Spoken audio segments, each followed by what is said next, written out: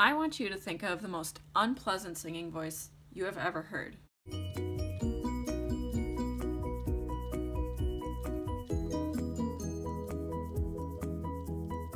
Okay, got it? Good, because I want you to forget all about that person. Because Florence Foster Jenkins, her voice is just something special.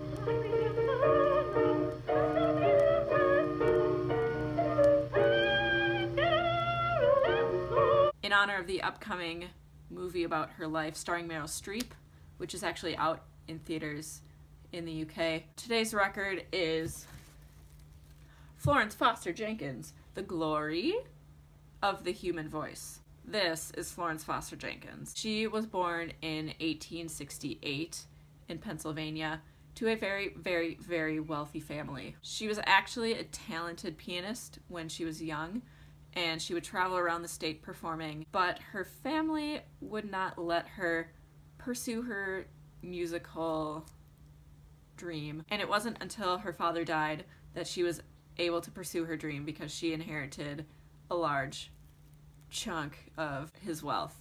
Her dream was to become an opera singer, and there was only one problem with that dream.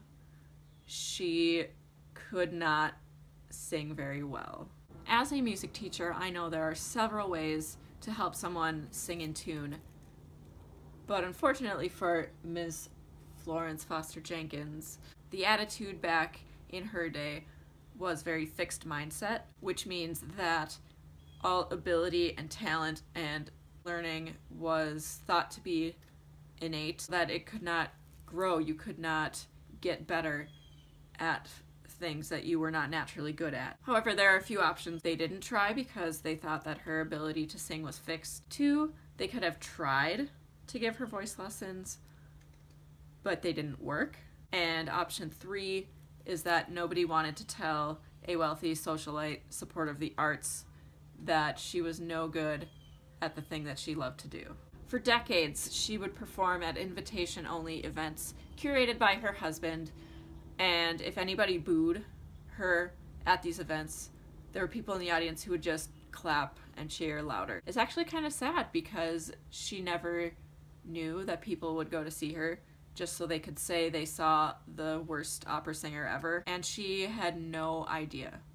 No idea. I wonder if she ever listened to herself, because she obviously made recordings, but I wonder if she ever listened to herself.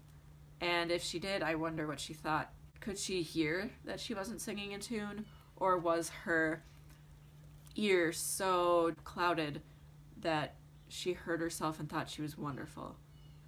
I don't know. I would love to have a conversation with her about that. Her absolute dream in life was to perform at Carnegie Hall in New York City. This is one of the most famous concert halls in the world. She actually did get to perform at Carnegie Hall in 1944, and apparently it was the fastest selling concert at Carnegie Hall up until that point. It sold out weeks in advance, and at least 2,000 people were turned away when they tried to buy tickets because it was sold out. This was the first time that one of her performances was open to the public instead of an invitation-only event. Because it wasn't invitation-only, there was no control over the audience and their behavior, so they actually laughed, roaring laughter, and she was just crushed because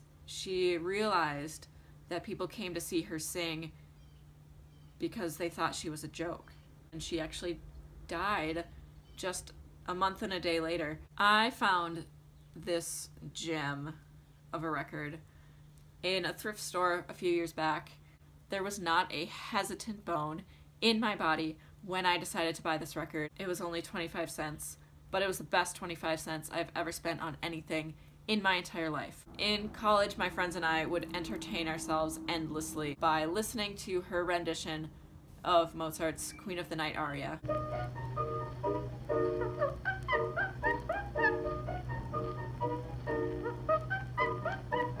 So I was familiar with her work when I bought this album. There are those who claim that her death 1 month and a day later was the result of a broken heart. as unlikely as the story that her career was all a huge joke at the public's expense. The enthusiasm of the audience at this point reached a peak that beggars description. I mean, granted, they're not being super specific about what kind of enthusiasm, so...